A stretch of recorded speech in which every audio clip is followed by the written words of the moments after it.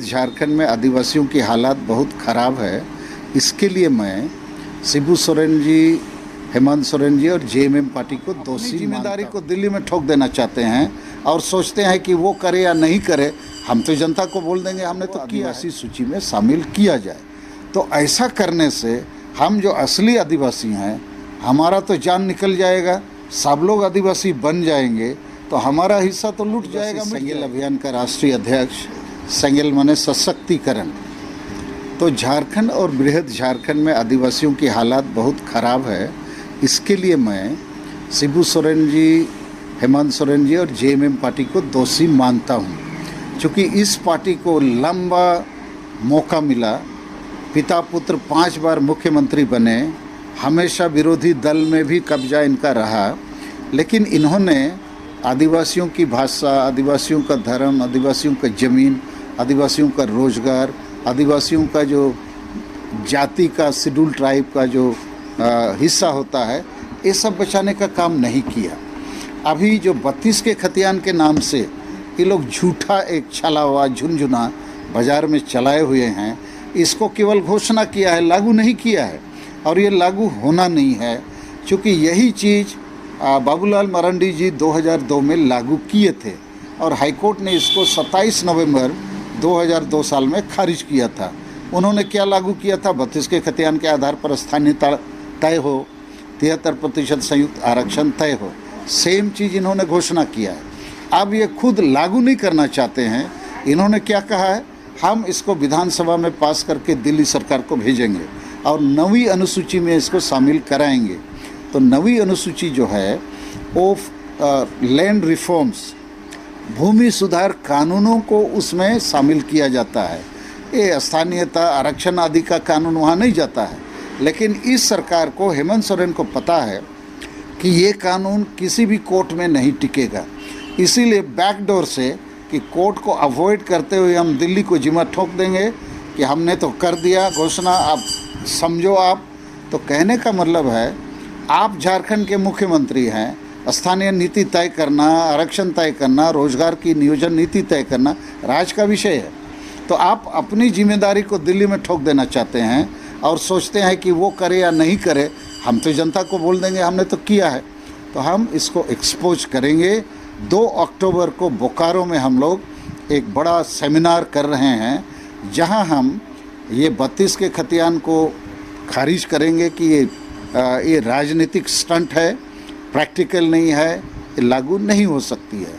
इसके विकल्प में हम लोगों ने सोचा है कि झारखंड में जितनी भी सरकारी गैर सरकारी नौकरियां हैं उसका 90% भाग ग्रामीण क्षेत्रों को दिया जाए, 10% भाग शहरी क्षेत्रों को दिया जाए और ग्रामीण क्षेत्रों के नौकरी को प्रखंड वाइज कोटा बना के केवल प्रखंड के आवेदकों से भरा जाए।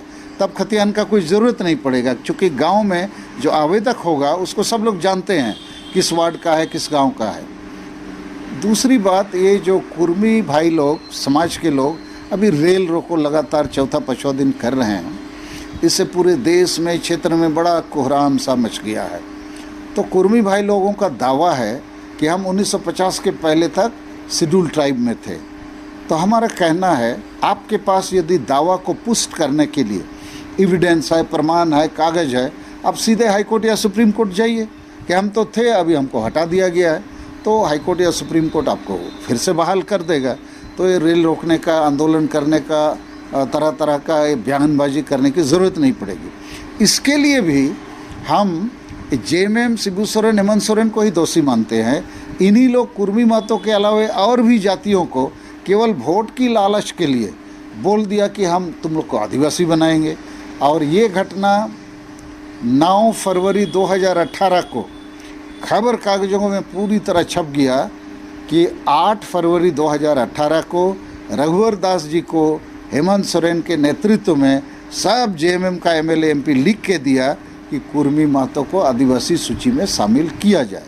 तो ऐसा करने से हम जो असली आदिवासी हैं हमारा तो जान निकल जाएगा, सब लोग आदिवासी बन जाएंगे तो हमारा हिस्सा तो लूट जाएगा, मिट जाएगा। तो इसके लिए भी हेमंत सोरेन को हम जिम्मेवार मानते हैं। और तीसरी बात कि पूरे देश में नरेंद्र मोदी जी और विदेश में भी उसका डंका बज रहा है। अब कुछ लोगों को पसंद हो ना पसंद हो, लेकिन नरेंद्र मोदी जी पूरे देश में एक बड़े नेता हैं, दुनिया में भी बड़े नेता हैं। लेकिन झारखंड में इस बड़ी पार्टी का झारखंड में लेकिन हवा फुस हो जाता है। इस झारखंड में बीजेपी के जितने नेता हैं या पार्टी हैं, ये शिबू सोरेन, हेमंत सोरेन और जेएमएम को टक्कर नहीं दे पा रहे हैं।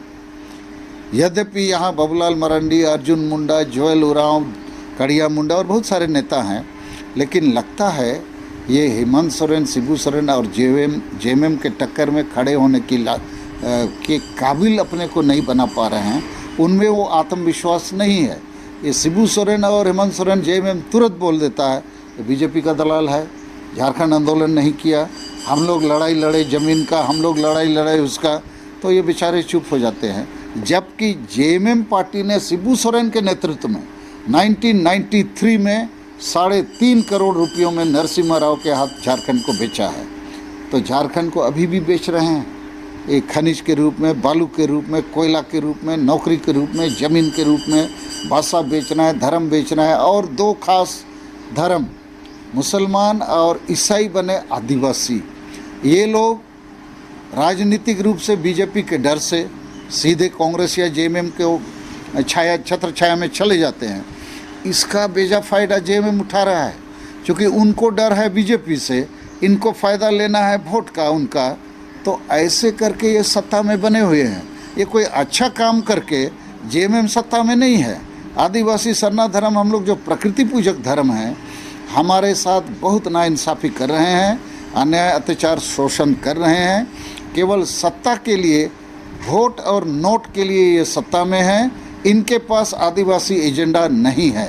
ये आदिवासी समाज के उत्थान के लिए जेएमएम पार्टी राजनीति नहीं करती है।